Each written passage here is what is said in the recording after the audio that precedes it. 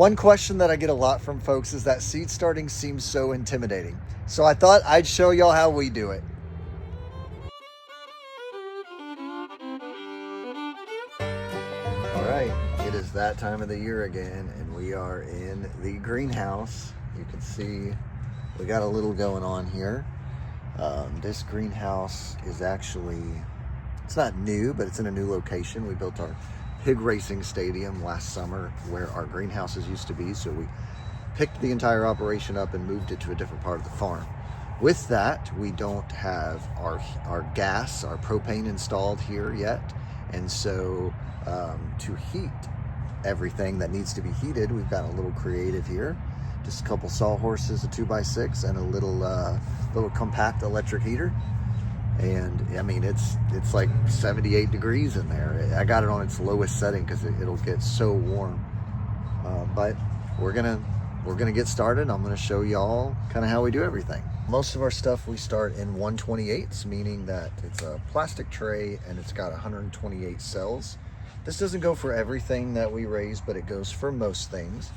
And then we do a little bit of resale on the farm, meaning that we will sell some plants in our store.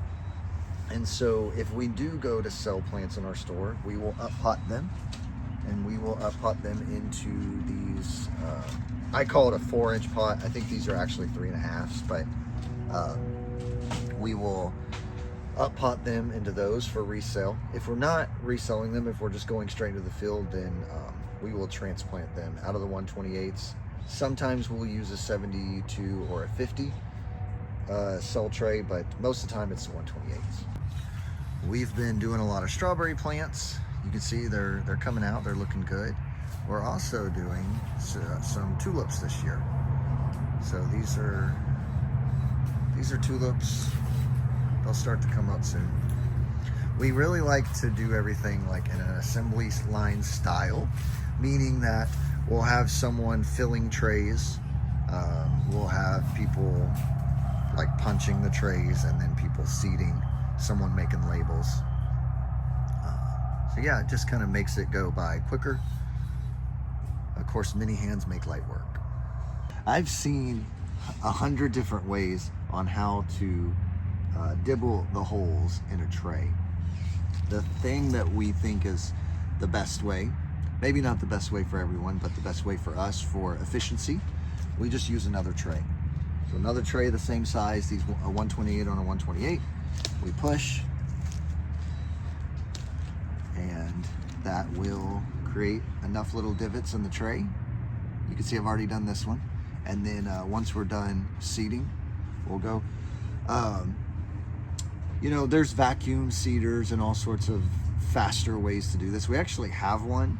We just don't use it that often because, you know, filling up a greenhouse this size, this is a 30 by 100.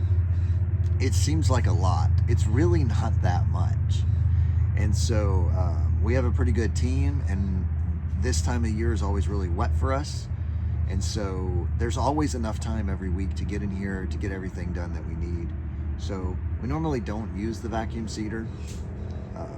But yeah, that's our just personal preference. I've seen everything from using your finger, using like a pen or a marker, and even making like a dibble board. So you can take a sheet of plywood, cut it out a little bit bigger. You want a little bit of an overhang, and then go in and mark where the cells are. And you can use cork, right? Like cut the cork at a 1/2 inch, or they make, it's like a rod, like a wooden rod, and cut that to a 1/2 inch or whatever your desired depth is. And then you can just press that in. That works too, right? It's going to take time to build, but you could build that for each tray size that you have, a 128, a 50 cell, whatever you're planting in. So the first thing I'm going to be planting this morning is some parsley.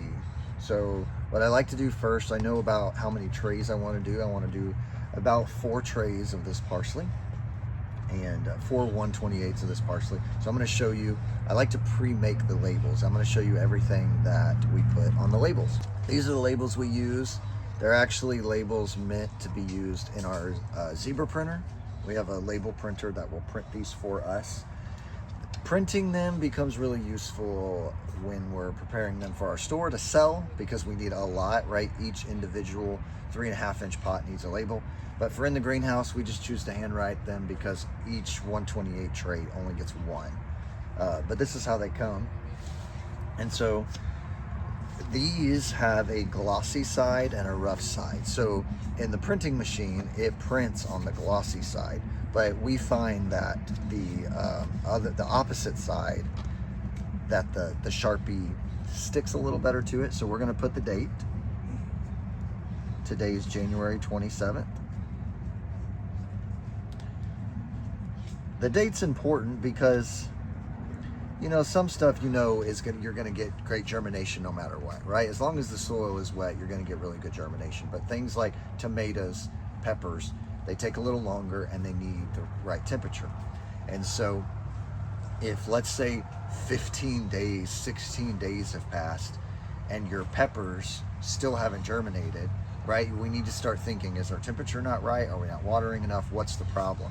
And the best way, if you're not great at keeping records, the best way to know how long those seeds have been planted is to put the date on top. The next thing that we do is we put an F or an S. So these are all getting S's. So F stands for field, meaning that we are planting it for us to be transplanted in the field, for us to eventually harvest and sell in our store.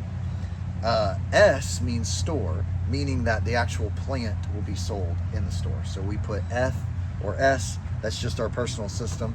And it makes it easier that, let's say when we're starting the day, we always transplant in the morning. So let's say we're starting the day and I have to run into town to grab something. And I telling our field team, hey, we need to go grab 6 trays of lettuce and we're going to transplant it. Well, we could have lettuce that we're selling in the store as plants and lettuce that we're going to be putting into the field, and they could be planted on the same day, right? So they'll know, okay, the F is the one that's going into the field, the S is the one that's going into the store. Just our personal system. And then I write what it is. And so in this case, it's parsley. And now I only raise one type of parsley, and that is jade. And so if it's something that we only raise one variety of, I don't put the variety. If it's something like tomatoes that we raise, you know, a couple of different varieties of, then I'll write the variety on the tag. So that's it. And I like to pre-make the tags for however many trays I'm going to do. That way they're ready. And now we'll kind of start. This is the first kind of step before we plant, besides filling the trays in our assembly line. Side note, I get asked about seed a lot. I really like Seedway. I really like Haas.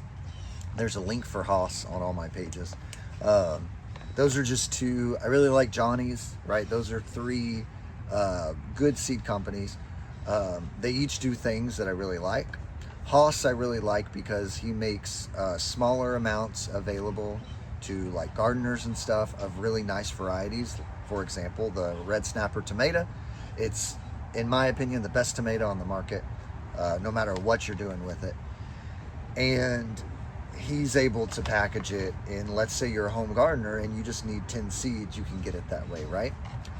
So that's what I really love about Haas. He also has a bunch of different tools and all sorts of stuff that'll be useful for you. I really like Seedway because they sell larger quantities, and a lot of the packaging are these like waterproof packaging.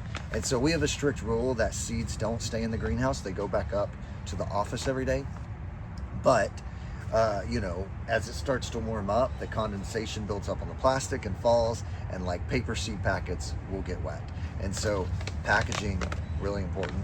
And then like Johnny's, for example, I really like because they have more unique varieties in small and large quantities that we can go after. We like to grow a few heirloom tomatoes, and so that's typically where we get stuff like that. Everyone on our team has a different way that they like to seed. Some people bring like a little cup with them and they pour the seed in like a little clear cup and pull it out. I like to kick it old school and just get me a little in my hand. And then I've gotten pretty good where I can grab like 3 and then drop 1 at a time. Really important, everything we do besides a few of the different herbs, we just put one seed, right? Especially for things like peppers, tomatoes, eggplant. Like, they're only going to thrive with one plant growing.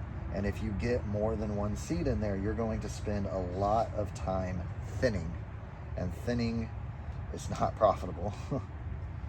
And now, you shouldn't, if you're not good at doing this quickly, then sure, maybe thinning would be better for you. But if you practice at dropping one seed at a time, you'll get it down.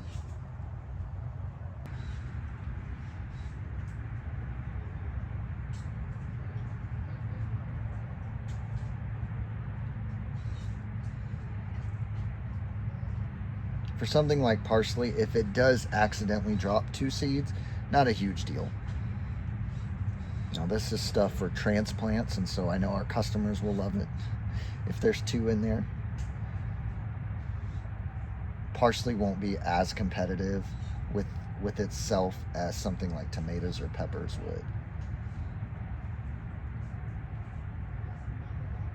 So it doesn't take me too long to do a tray, maybe, I don't know, maybe a minute and a half. Maybe a little quicker if it's a bigger seed. A little slower if it's a smaller seed.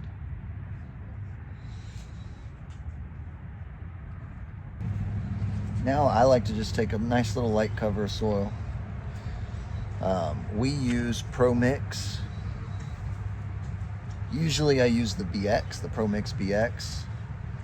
Sometimes we have to settle for something else if our wholesaler is out, but normally this time of the year when everybody's gearing up, they have plenty.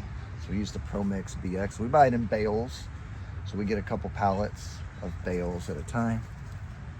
You do want to be careful when you're sliding it around like I am. If you didn't dibble your holes deep enough and the seeds are sitting real shallow, you can actually mix those seeds around, and then you'll have cells with none. You'll have some growing on the soil that's on like the little edge that's right here. So really important, just be careful with that. You want to make sure that you dibbled deep enough but not too deep.